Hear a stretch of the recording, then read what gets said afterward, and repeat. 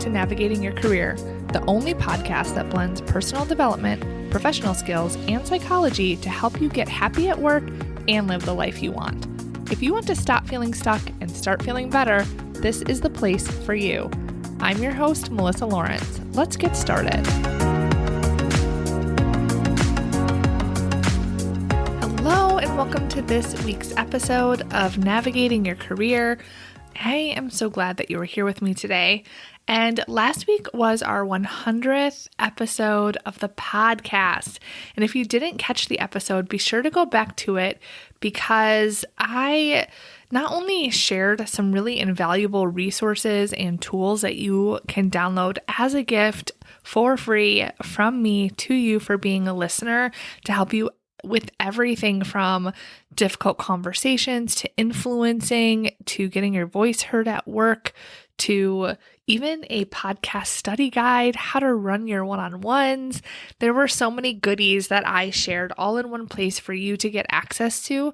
So not only for that, but also I shared more of a behind the scenes into what it takes to put something like a podcast out into the world and to trust yourself and trust your voice so you don't want to miss it. Now, this episode is the second part of a two-part series on delegation.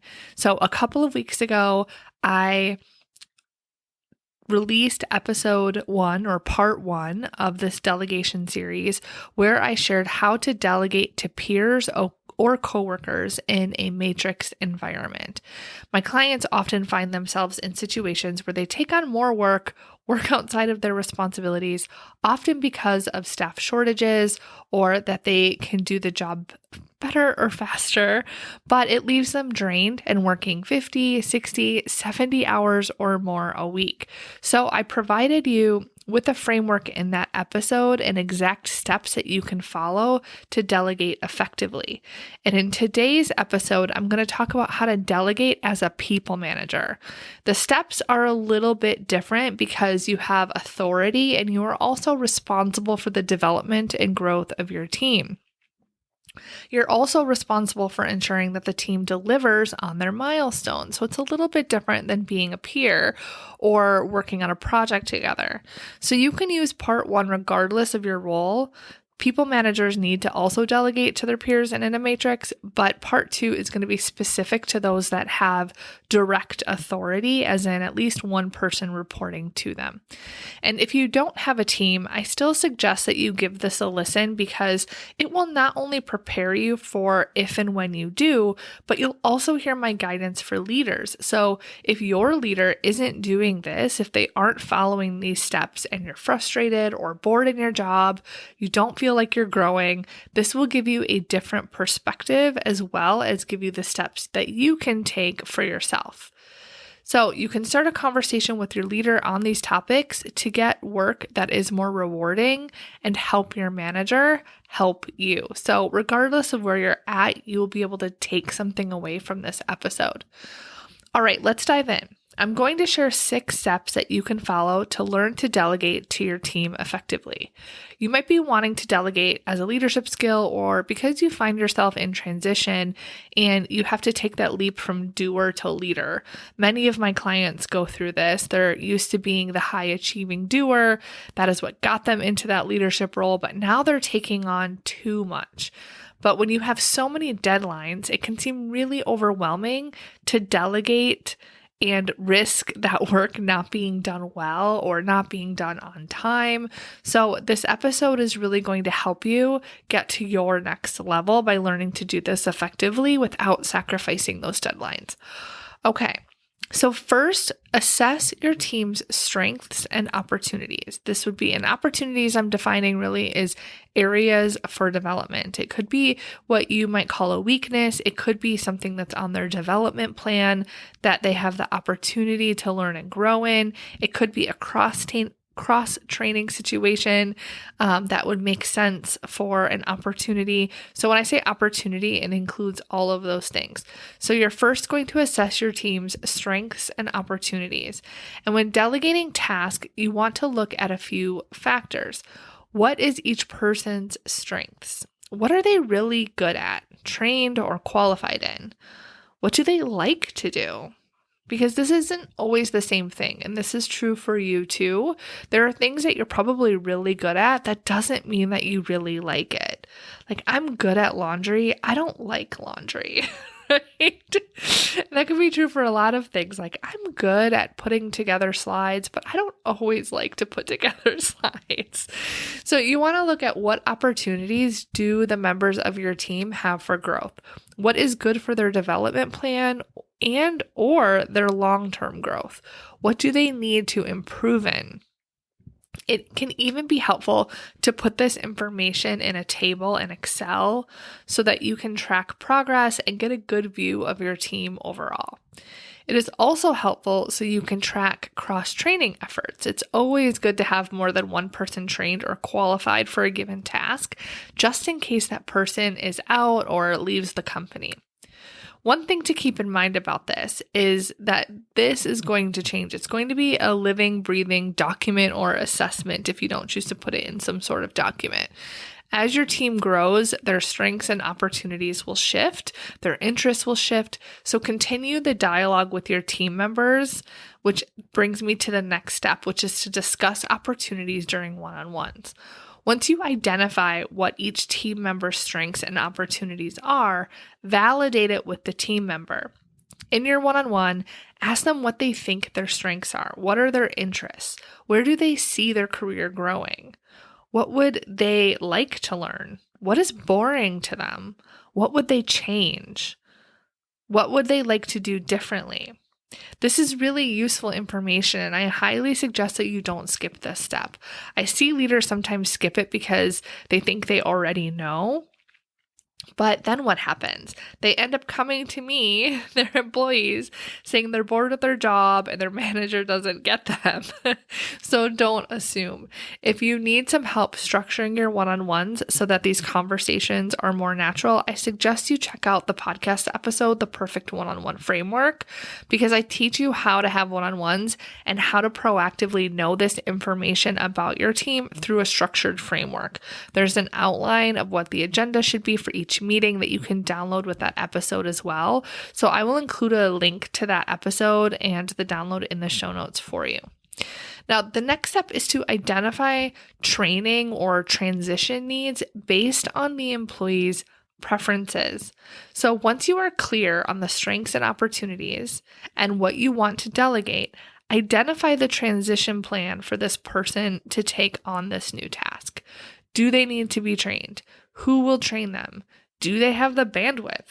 Does anything need to be removed from their workload so that they can take on this new task? What communication needs need to be considered? Think through these questions and make a plan, because when you are moving in from there's something you want to get off of your plate, you've identified the person based on their strengths and opportunities, then you're going to make this transition to either train them or hand over this task. There's a lot of information in your mind that may not be written down. You have expectations for how this work is done that might not be clear to other people.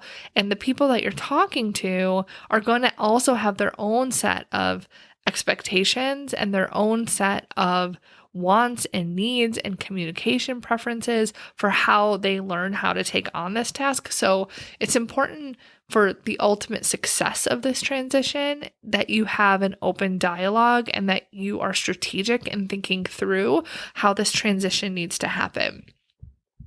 Next, you want to clarify expectations. Just like in part 1 of how to delegate, the episode from a couple of weeks ago, I also talked about this, that you want to clarify expectations. If you have specific timelines that you want to be adhered to, talk about it. If you want status updates, talk about it.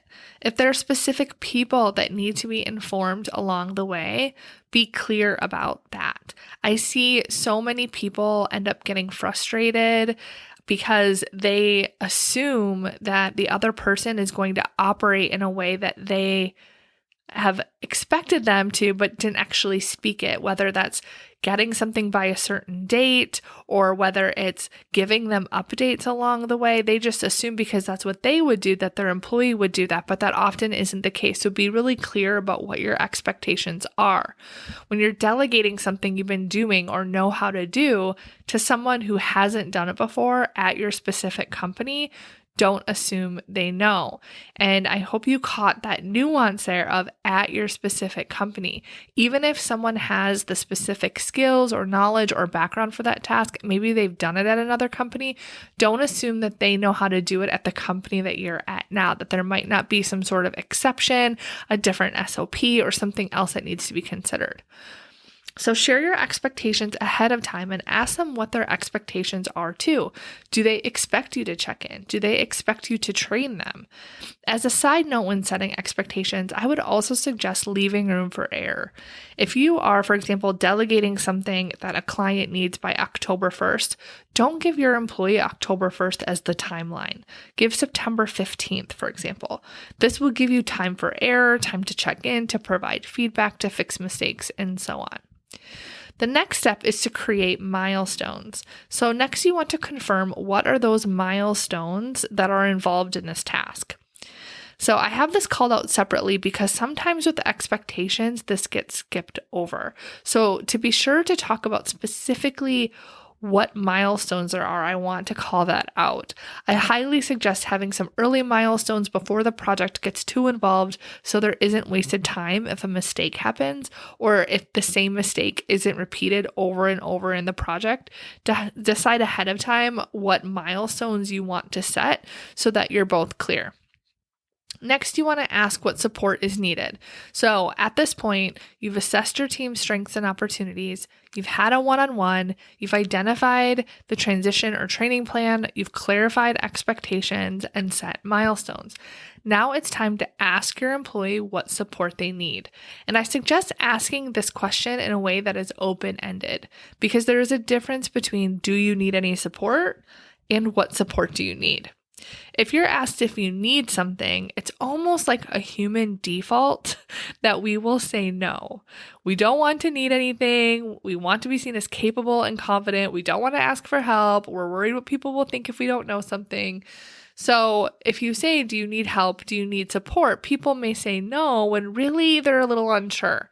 But when you ask what support is needed, it's like assuming support is needed. It makes it more normal and comfortable to ask for, like it's just reporting the weather, right? Like, what support do you need? What help can I give you? Is there anything that you see getting in your way with this? If the employee says nothing, then you could just ask a follow-up like, how confident do you feel about meeting this timeline? Or what do you think could get in the way? Continue to ask some questions that will get to any obstacles that might come up for them. You could ask how involved they want to be in the task. If they want your oversight, would it be helpful for you to do a review before they get too far in the project to be sure that you're on the right track? If you want to learn more about how to ask some of these questions and coach your employees in their development, head back to my episode on this, Coaching Skills for Managers. I'll link to that in the show notes for you as well. All right. Now, the last step is to check in and provide feedback regularly. Finally, you want to check in and provide feedback. Ask the employee how they like to be recognized so you can deliver positive feedback in a way that is meaningful to them. Remember, as you get feedback, that your employee is learning and you are too. You're delegating to them in maybe a new way. You're maybe delegating for the first time or to them for the first time. So be patient and flexible. This is a long game. You're not only growing your own skills, but you're growing your team skills too. As they take on more responsibilities, be sure to update your spreadsheet if you have one of your team strengths and areas for growth or opportunities. And if you need some help with feedback, you guessed it, I have a podcast episode on that too, how to give and receive feedback. So I will link to that episode as well. So there's a lot of link backs to some other episodes because that is amazing that we are past 100 episodes of this show and I've talked about so many different topics and I still want this to be very bite-sized for you. So this is on delegation as a leader. So I'm not digging into a lot of those topics around coaching or how to have your one-on-one or how to give feedback feedback. And instead, there's a whole separate short episode that you can listen to that is going to give you those steps so that you can do that effectively. Because the goal for this is that you just start one step at a time. One step at a time, you make incremental change in your development, in your leadership skills, in your overall growth. I want this to be digestible and not to be too overwhelmed where you're just kind of binging and consuming all of the information, but not actually making any changes in the way that you're behaving. All right, my friends, that is all for this week. I am cheering you on. And now, if you listened to this episode and thought you want to grow as a leader and invest in your own development, then I invite you to schedule a consultation call for one-on-one coaching. We will create a vision for what you want for your career and your growth and take the steps to make it happen more quickly and even easier than you think. So to explore if coaching is a good fit, I'll include the link to schedule a call with me. And until next week, keep going. You make such a big difference just by showing up. All right, I will see you next week.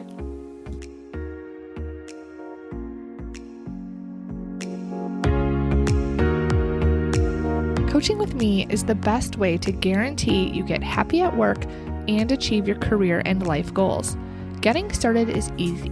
Head over to www.melissamlawrence.com to learn more and apply.